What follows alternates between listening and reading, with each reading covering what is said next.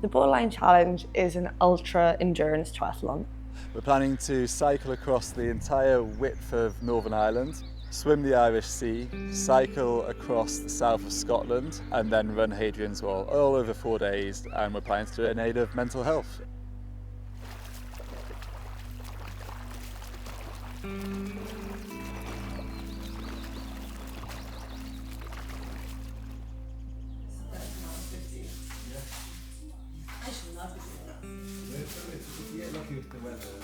I'm Hugh Addison. I grew up here in Kingsmeaburn on a farm between the lakes and the dales.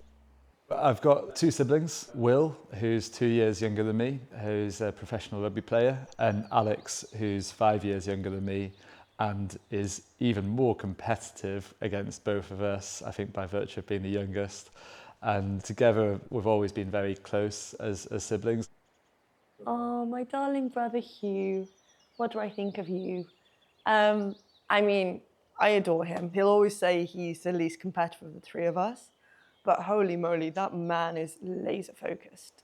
So I think Alex is, when our relationship gets more fraught, Alex is the one who ends up bringing us all back together again. She has this overwhelmingly positive outlook on life. She always looks to try and find the best in any situation.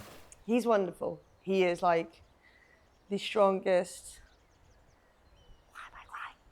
Shake it off. Don't tell him I cried. I think we've probably become closer as siblings as well through this. It's such a great pleasure to have a partner in crime for any bonkers idea. So yeah, I love him. He'll be like, yeah, she's all right.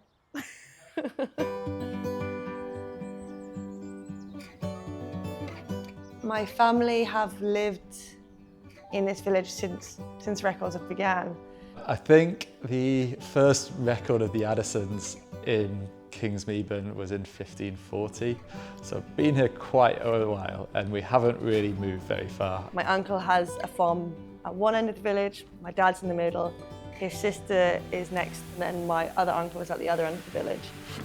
We're all really close and have a pretty similar life experience, so we're all able to sort of lean on each other when times are hard and help each other out.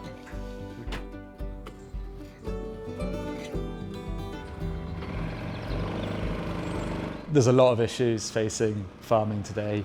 Financially, I don't think farming's ever been a particularly profitable place to be. Politically, I think farmers often feel neglected politically and that they don't maybe have as much of a voice as they would like to. Right now, I think climate change is beginning to have a huge impact on farming. Farmers are more dependent on the weather than just about any other industry.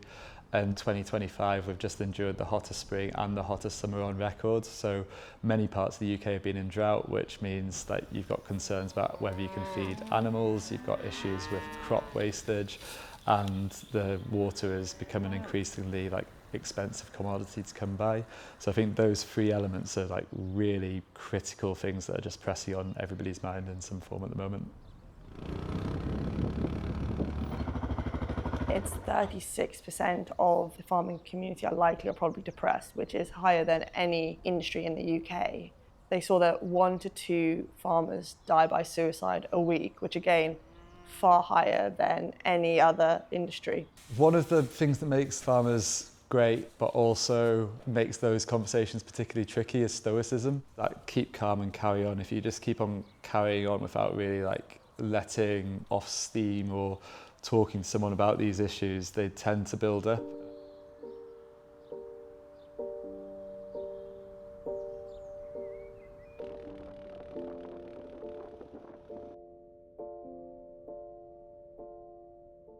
We, as a family, we've lost family members to suicide, and that impact is still being felt today. One of my uncles had died by suicide when we were much, much younger, and I think as a family that had sort of been put to one side. And it's a topic that we've really struggled to talk about as a family. Every person I think you speak to in the farming community has a similar story about suicide or about a situation of depression. Through this challenge, we're hoping to raise awareness of these issues and to draw attention to what can be done to sort of deal with the outcome of those issues through charities like the RABI, who provide an incredible service to help farmers just get through those times when life gets pretty tough.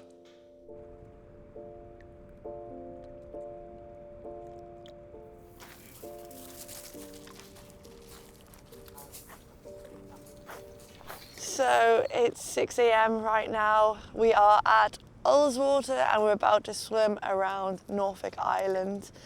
It's 3 weeks out, so it's crunch time. We're a little bit nervous, but you know, it's all going to be fun and games. It's all going to be good.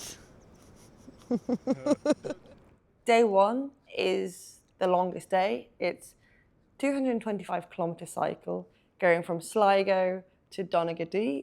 The next day is going to be the hardest day, which is going to be the swim. And then the third day, it's a 175-kilometre cycle going from Pootle to Gretna. And then we're teeing up for our final day, a 115-kilometre run from Gretna to Tynemouth. Swimming is going to be the worst. It's going to suck. The North Channel we have since learned is the hardest of the 7 channels in the world. And that is due to the temperature and also due to some buggers called lion's mane jellyfish. And it's got a bit of a naughty current as well thrown in there. But yeah, the swim is going to be bleak. And I have Raynaud's to add complications to it. So I will either pass out or vomit if I get too cold. So yeah, fantastic.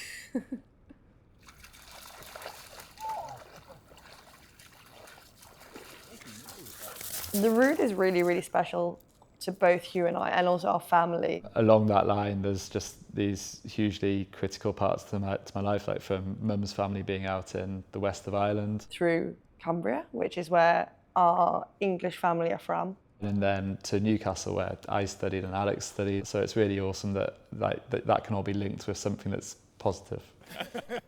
Hugh and I will be the first to put our hands up and say that we are not experienced swimmers. I don't even think we can admit to being decent swimmers. We can swim, we know how to do front stroke, and we're stubborn as hell, so we will just get it done. When we were speaking to Jonty, he was saying on his last crossing he got stung 9 times, I think, including twice in his mouth, which, yeah, sounds less than ideal, getting the tines from the jellyfish in your mouth. God, that's mad. 9 times. At least with the wetsuits, we're not going to be as at the mercy of the stings as much. We should be slightly better. It's going to be our face, which is going to get attacked. Yeah, apparently they can sting through wetsuits. Oh, jeez.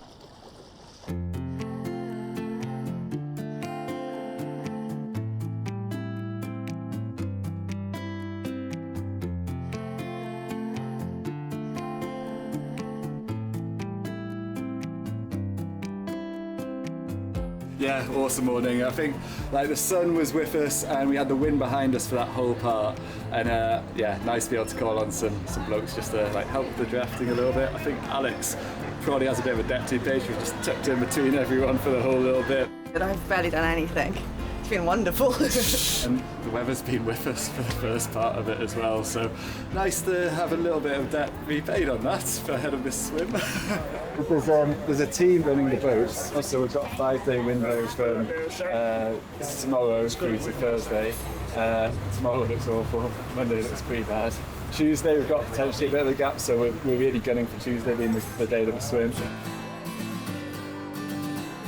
The support of family and friends means a huge amount. When I personally have been in a hard place, I've needed that support more than anything, and it was ultimately that sort of got me through those really tough times. And there's a lot of people I can identify who are really critical to that, and they're the people who sort of put their hands up to support us through this. So that sense of community just to urge you on is massive for me.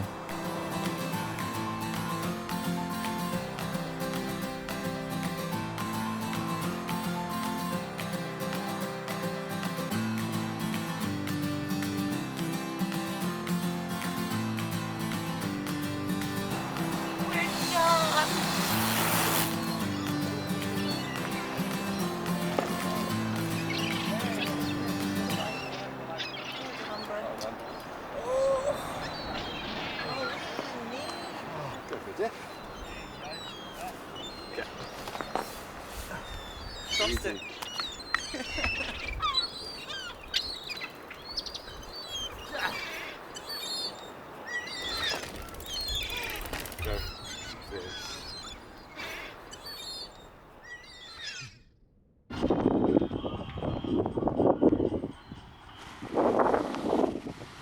We are stuck in Donegal at the moment.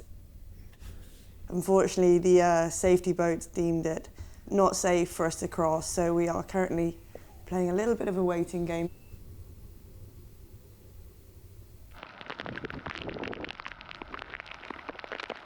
We had a bit of a hiccup yesterday, so the swimming crew have decided that this week, there's no swimmable week. So we had a 5-day swim window, and there's just really unpredictable winds all the way through the week. So last night we had the first of 3 Atlantic storms like rip through, and then there's 2 more that are coming through the week. So it just means that we haven't got a 16-hour swim window, which would give us like the safe opportunity to get across the sea.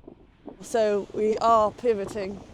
We are going to travel across the channel, but on a boat. We are then going to do the cycle tomorrow, run the day after, and then instead of doing the Irish Sea, we are going to be doing the length of Ullswater on Saturday.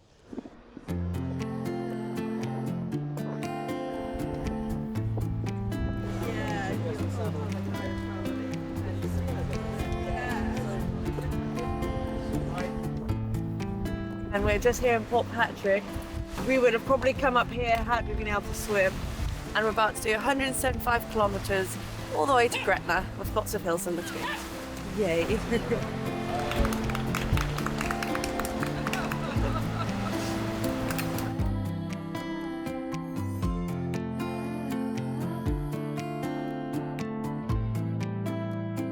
We went through this beautiful section up to New Galloway, and it was one of the most beautiful, the coolest experiences, like clouds over the mountains, the road surface was amazing, and it was just so beautiful. 179 kilometres in the bag. We finished the cycle!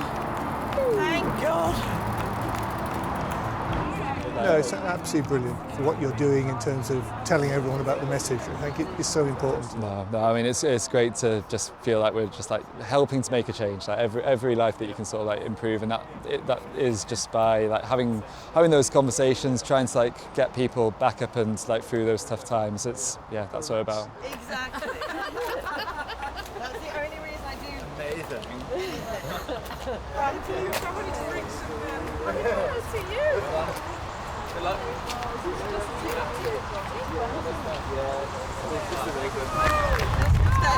Steady, I guess. See you later.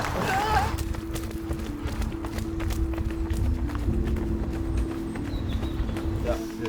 Oh God, I'm sick. No, we just didn't give enough space at all. I'm a little bit sick. Yeah.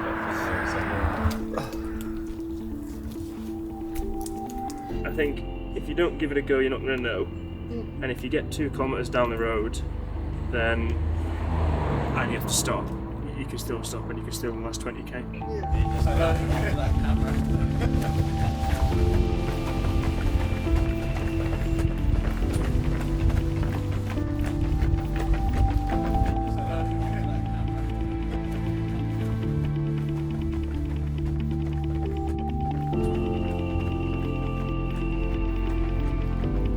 Spoiled today.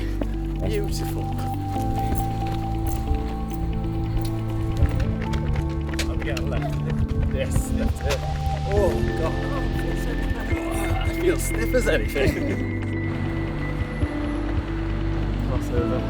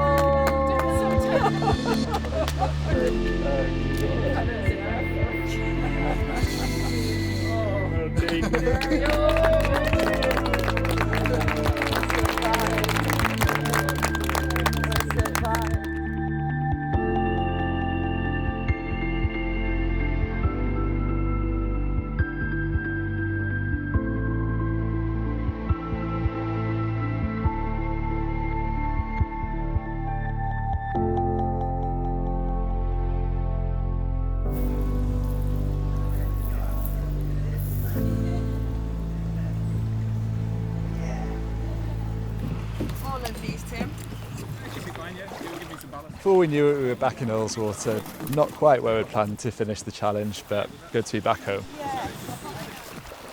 Looking back, the swim was actually probably my favourite element of the entire challenge, and that was because we were in Ullswater, which I've spent all my time training, and you just look across all the different fells which we'd spent our childhoods and just like lots of time running around, so it was really poignant.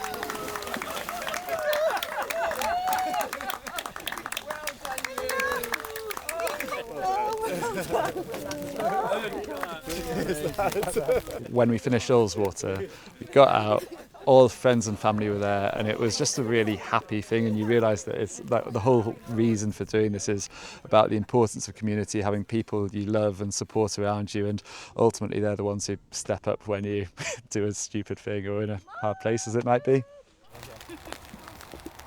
It was an opportunity for us as a family to actually broach some pretty sensitive topics that we hadn't really looked at before. It was a catalyst for mental health and for having conversations about that, and I hope that that has been able to impact people beyond our immediate family group, by talking it, with maybe being able to start a conversation somewhere.